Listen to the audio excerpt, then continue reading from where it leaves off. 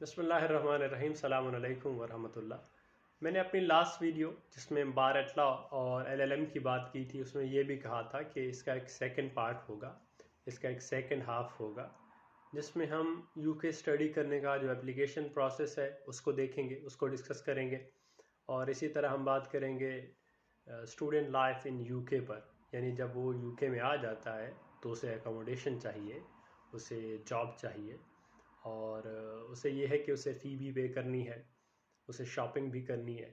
तो इन सारी चीज़ों को सॉर्ट आउट करने का, कैटर करने का क्या तरीका है। उसके बाद ये है कि जब आपकी डिग्री या कोर्स ख़त्म हो जाता है तो व्हाट नेक्स्ट, अब क्या करना है, स्टे करने के क्या ऑप्शंस हैं, सेटलमेंट के क्या ऑप्शंस हैं। इन सारी चीज़ों को हमने डिस्कस करना था। तो इस वीडियो में मैं डिस्कस करूँगा एप्लीकेशन प्रोसेस को। उसके बाद इसका एक सेकंड पार्ट भी होगा जिसको हम स्प्लिट कर देंगे इसी वीडियो को, जिसमें हम स्टूडेंट लाइफ इन यूके पर बात करेंगे। तो बात करते हैं एप्लीकेशन प्रोसेस की। देखिए, अगर आप यूके स्टडी करने के लिए आना चाहते हैं तो आपके पास 3 इंटेक्स हैं। एक है सितंबर इंटेक और एक है जनवरी इंटेक, या फिर ये है कि मई और अप्रैल इंटेक। अब जो सितंबर इंटेक है ये मेन इंटेक है जिसमें सारी यूनिवर्सिटीज़ एक्सेप्ट कर रही होती हैं एडमिशन को। और जो जनवरी इंटेक है वो स्लाइटली कम यूनिवर्सिटीज़ एक्सेप्ट करती हैं। इसी तरह जो अप्रैल या मई इंटेक है वो भी सारी की सारी यूनिवर्सिटीज़ एक्सेप्ट नहीं करती। मैं अगर लॉ की बात करूं तो for example university of law जो है वो तीनों इंटेक्स में स्टूडेंट को लेती है। बाकी यूनिवर्सिटीज़ कुछ सिर्फ सितंबर ऑफ़र करती हैं, कुछ सितंबर और जनवरी ऑफ़र करती हैं, कुछ मसलन सितंबर और मई और अप्रैल ऑफ़र करेंगी। तो ये वेरी करता है यूनिवर्सिटी टू यूनिवर्सिटी। तो सबसे पहले तो आपने चूज़ करना है कि आपने किस इंटेक के लिए आना है। और इंटेक के लिए चूज़ करते हुए कुछ बातें जहन में रखें कि सितंबर जो है ये विंटर सीज़न के करीब है। तो इसका मतलब ये है कि जब आप एशियन कंट्रीज से आते हैं और यहाँ पे स्लाइटली ज़्यादा ठंड होती है, ज़्यादा कोल्ड एरियाज़ हैं ये, तो एडजस्ट करने में इजी रहता है। और दूसरी बात ये है कि ये क्रिसमस सीज़न के करीब है। क्रिसमस सीज़न के करीब मतलब ये कि इस टाइम पे फिर जॉब अपॉर्चुनिटी ज़्यादा होंगी, काम ज़्यादा होगा। और लास्टली ये भी है कि इस टाइम पे अकोमोडेशन के ऑप्शन जो है वो ज़रा ज़्यादा फिजिबल होते हैं और ज़्यादा इजीली अवेलेबल होते हैं as compare to January and April और मई इंटेक, या as compare to January intake कह लें आप। क्योंकि जनवरी में जब आप आते हैं तो उस वक्त क्रिसमस सीज़न एंड हो चुका है और जॉब्स इसलिए स्लाइटली कम हो जाएंगी। दूसरी बात यह है कि बहुत से एकोमोडेशन के ऑप्शंस जो हैं वो ऑक्यूपाई हो चुके होंगे, क्योंकि सितंबर इनटेक के बच्चे, सितंबर इनटेक के स्टूडेंट्स ऑलरेडी यूके में हैं, तो आपके पास ज़रा कम ऑप्शंस होंगे। फिर अप्रैल और मई इनटेक की बात जब करते हैं तो उसके बाद यह है कि वो समर वेकेशन के करीब है। बहुत से प्रोफेसर्स हॉलीडेज़ पर चले जाते हैं, तो बाज़ प्रोफेसर्स की अवेलेबिलिटी नहीं होती। इस वजह से भी कुछ स्टूडेंट्स को प्रॉब्लम फेस करने पड़ते हैं। तो ये सारी चीज़ें आपने माइंड में रखनी है जब आप इनटेक को चूज़ कर रहे हो। तो अक्सर स्टूडेंट जो है वो सितंबर इनटेक में आते हैं और मैं इसी से रेलेवेंट बात करूँगा। देखिए, अब आपने इनटेक को चूज़ कर लिया, वो आपके सर्कमस्टांसेस पे डिपेंड करता है, आपकी कंडीशंस पे डिपेंड करता है, आपकी अपनी सिचुएशन पे डिपेंड करता है। आपने जब इनटेक को चूज़ कर लिया, अब आपने अप्लाई करना है यूनिवर्सिटी को। अब एप्लीकेशन के जो प्रोसेस हैं, जो मेथड्स हैं, वो दो हैं। या तो आप यूकास के थ्रू अप्लाई करते हैं या आप डायरेक्टली यूनिवर्सिटी के लिए अप्लाई करते हैं। अब कुछ यूनिवर्सिटीज़ हैं जहाँ डायरेक्टली अप्लाई करना है और कुछ यूनिवर्सिटीज़ हैं जिनको आप यूकास के थ्रू अप्लाई करते हैं। अब जब अप्लाई करते हैं तो आपके पास फिर दो वेज़ हैं। या तो आप पर्सनली अप्लाई करते हैं या ये है कि आप कंसल्टेंट को इंगेज करते हैं। अगर आप यूके के लिए कंसल्टेंट को इंगेज करते हैं तो नॉर्मली यूके के कंसल्टेंट जो है, यूके के लिए जो कंसल्टेंसी प्रोवाइड करते हैं वो आपको कुछ चार्ज नहीं करते। उसकी रीज़न ये होती है कि उनको यूनिवर्सिटी पे बैक कर रही होती है। फॉर एग्जांपल 800 पाउंड, 1000 पाउंड और 10% ऑफ ट्यूशन फ़ी। तो ये उनका एग्रीमेंट पे डिपेंड करता है कि उनका यूनिवर्सिटी के साथ क्या एग्रीमेंट है। तो कंसल्टेंट आपको गाइडेंस प्रोवाइड करेगा, आपको सारी चीज़ें बताएगा, आपको बताएगा कि कौन से डॉक्यूमेंट्स आपको चाहिए, क्या नहीं चाहिए, उसके फिल करने के हवाले से मुमकिन है आपको गाइड करे। लेकिन आपको कहेगा कि आप एप्लीकेशंस खुद लिखें, मसलन अपनी सीवी है खुद बनाएं, बाकी जो डॉक्यूमेंट्स हैं वो आप खुद बनाएं, और आपको चार्ज कुछ नहीं करेगा। लेकिन अगर आप कंसल्टेंट से कहें कि ये काम भी आप मेरे लिए कर दें, तो वो फिर आपको कहेगा मैं आपको कुछ चार्ज करूँगा। फॉर एग्जांपल वो 40,000 जो है चार्ज करेगा, और स्प्लिट भी कर सकता है कि 20,000 पहले एप्लीकेशंस के लिए और 20,000 तब जब आपका वीज़ा आ जाए। तो इस तरह आप स्प्लिट भी कर लेते हैं। और अगर आप सारी चीज़ें खुद करते हैं तो कुछ कंसल्टेंट ये है कि आपको फिर कुछ भी चार्ज नहीं करते।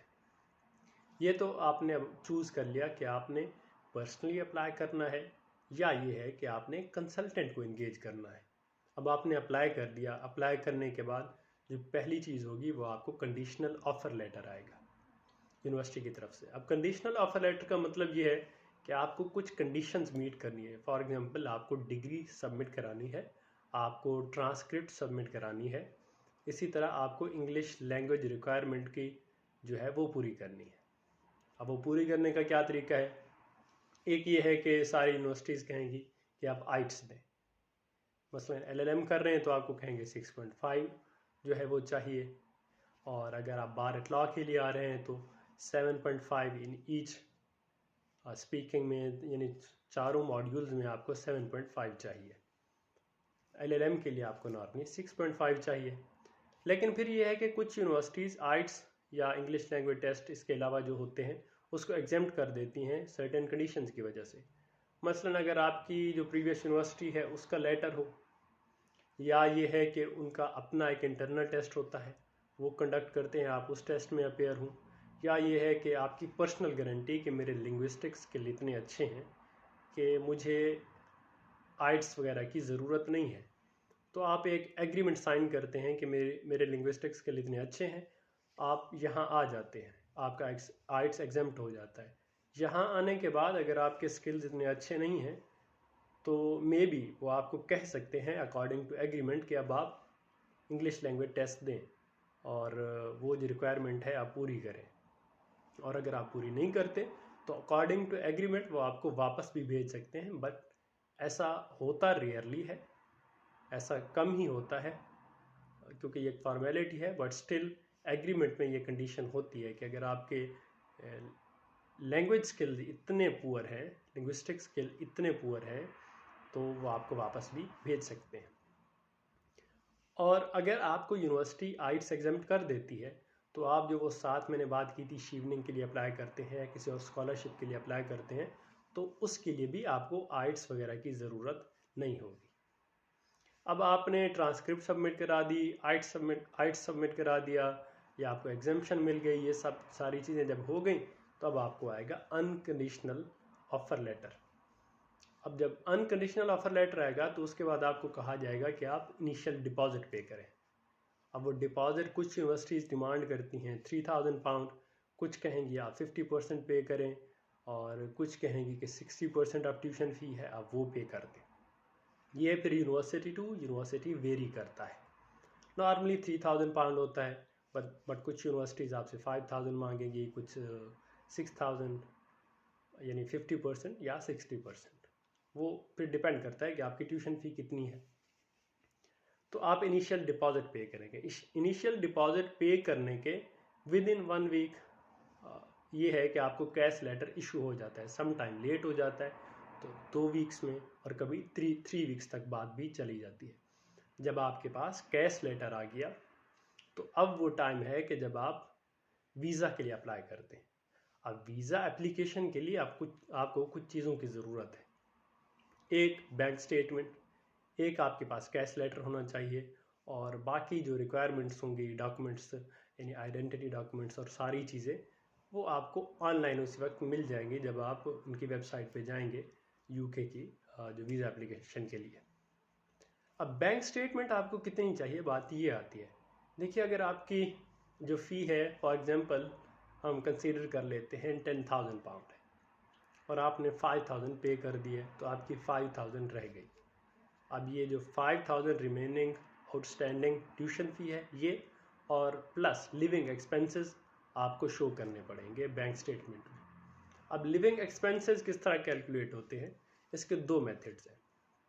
अगर आप जा रहे हैं लंदन, यानी आपकी यूनिवर्सिटी जो है वो लंदन में है, तो 103,034 पर मंथ। तो अगर आप एक साल का कोर्स कर रहे हैं तो आपको 9 मंथ्स के लिविंग एक्सपेंसेस शो करने पड़ेंगे, एक साल या इससे ज़्यादा का। और तो अगर आप लंदन में जा रहे हैं तो इसको अगर मल्टीप्लाई करें 9 से तो ये हो जाता है अराउंड 12,000।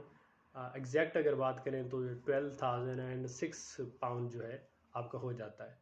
और अगर आप लंदन के अलावा किसी सिटी में जा रहे हैं तो कैलकुलेट करेंगे आप 1023 मल्टीप्लाइड बाई 9, तो ये हो जाएगा अराउंड 9,200 पाउंड्स। तो 9,200 को प्लस करें जो आपकी रिमेनिंग ट्यूशन फ़ी है यानी 5,000, तो ये हो जाएगा 14,200 समथिंग। अगर आप जा रहे हैं लंदन तो फिर ये है कि 5,000 प्लस वो 12,000 to 17,000 पाउंड हो जाएगा। तो आपको इतनी जो बैंक स्टेटमेंट है शो करनी पड़ेगी। यानी आप लंदन जा रहे हैं तो इस वक्त आपको कितनी 17,000 पाउंड की बैंक स्टेटमेंट शो करनी है, और अगर लंदन के अलावा जा रहे हैं तब आपको 14,200 समथिंग की बैंक स्टेटमेंट शो करनी है।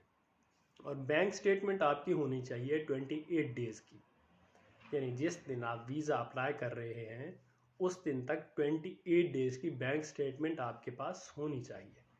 तो जब आप इनिशियल डिपॉजिट पे करते हैं उससे पहले ही आप अपनी बैंक स्टेटमेंट स्टार्ट कर दें। फॉर एग्जांपल आप 1 जुलाई से बैंक स्टेटमेंट को इनिशिएट कर दें, उसके बाद ये है कि आप जुलाई के 2nd वीक में इनिशियल डिपॉजिट पे कर दें। फिर जो ही आपका कैश लेटर आए 1-2 वीक्स में तो आप वीज़ा के लिए अप्लाई कर दें। वीज़ा एप्लीकेशन के लिए एक तीसरी चीज़ ये है कि आपको टीबी टेस्ट भी रिक्वायर्ड होगा, और वो IOM जो सेंटर्स हैं इसके यूके के जो रजिस्टर्ड सेंटर्स हैं वहाँ से आपको कराना पड़ेगा, या फिर ये है कि 1-2 हॉस्पिटल्स और भी हैं जहाँ जो रिकग्नाइज्ड है वहाँ से भी आप करा सकते हैं। उसके लिए आपको अपॉइंटमेंट लेनी पड़ती है, और नॉर्मली उसके 1 हफ्ता 10 दिन या 2-3 हफ्तों बाद की अपॉइंटमेंट मिलती है। और एक जो टीबी टेस्ट होता है वो 6 मंथ के लिए वैलिड होता है, यानी अगर आप सितंबर इनटेक के लिए आ रहे हैं तो आप मई में भी करा लें तो आपका वो वैलिड होगा। तो बैंक स्टेटमेंट, टीबी टेस्ट और कैश लेटर और जो बाकी रिक्वायरमेंट्स होंगी ये सारी चीज़ें आप सबमिट कराएंगे वीज़ा के लिए। और वीज़ा का जो रिप्लाई आता है यानी जो रिस्पांस टाइम होता है वो 15 डेज़ होता है, यानी विद इन 15 डेज़ या विद इन 3 वीक्स आपको एम्बेसी से रिप्लाई आता है कि आपका इशू हो गया है वीज़ा या नहीं हुआ। उसके बाद आपकी जो कलेक्शन ईमेल आती है, यानी 3 वीक्स और फिर प्लस 10 डेज़ का जो पीरियड होता है उसमें आपकी कलेक्शन ईमेल आएगी। तो जब आपकी कलेक्शन ईमेल आएगी तो आप वीज़ा कलेक्ट करें। उसके बाद ये है कि एयर टिकट लें और यूके आ जाएं। अब एयर टिकट लेने के हवाले से जो मेरा पर्सनल एक्सपीरियंस रहा है, मैं प्रेफर करूँगा जो ओरिजिनल कंपनी है, मसलन कतर एयरवेज़ है, एमिरेट्स है या कोई भी और है, उनकी कंपनी से बाय करूँ। यानी थर्ड पार्टी वेबसाइट से ठीक है मैं टिकट्स के रेट्स देखूँ, लेकिन बाय ओरिजिनल वेबसाइट से करूँ।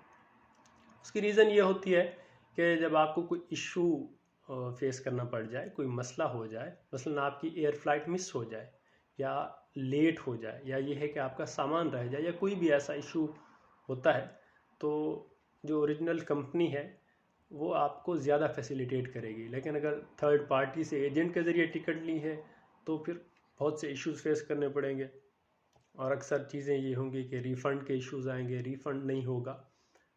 ये कुछ एक्सपीरियंस है पर्सनल, बट अल्टीमेटली आपको जो भी फीजिबल लगे, आपको एजेंट के थ्रू अच्छा लगे तो आप एजेंट के साथ आ जाएं, उसके ज़रिए टिकट बुक करा लें, या ये है कि आप फिर डायरेक्टली ख़ुद ही बाय कर लें।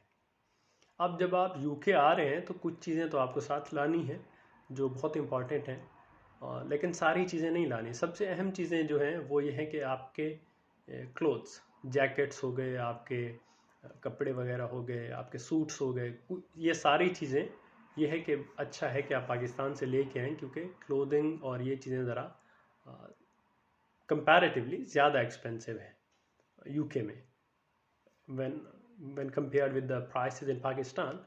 तो यहाँ स्पेशली सूट्स वगैरह ये चीज़ें ज़रा ज़्यादा एक्सपेंसिव हो जाते हैं।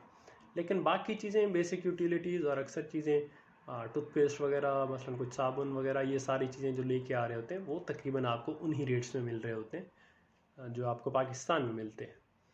तो मेन जो आपकी फ़ोकस होनी चाहिए वो यही क्लोथ्स वगैरह और कुछ शूज़ वगैरह भी ले आए। बाकी शूज़ वगैरह भी उन्हीं रेट्स पे आपको मिल जाते हैं, क्वालिटी भी बेटर होगी। और लास्ट बात यह है कि कुछ लोग जो सिगरेट पीते हैं उनके लिए भी मसला होता है कि सिगरेट यहाँ पे बहुत एक्सपेंसिव है, तो कुछ लोग सिगरेट भी ला रहे होते हैं। खैर ये एक साइड में बात हो गई। लेकिन आपने शॉपिंग कहाँ से करनी है कि अपने लिमिट्स में रहते हुए, या ये है कि चीपर रेट्स में, वो हम सारी चीज़ें डिस्कस करेंगे अपनी नेक्स्ट वीडियो में जिसमें स्टूडेंट लाइफ इन यूके को डिस्कस करेंगे। Thank you so much.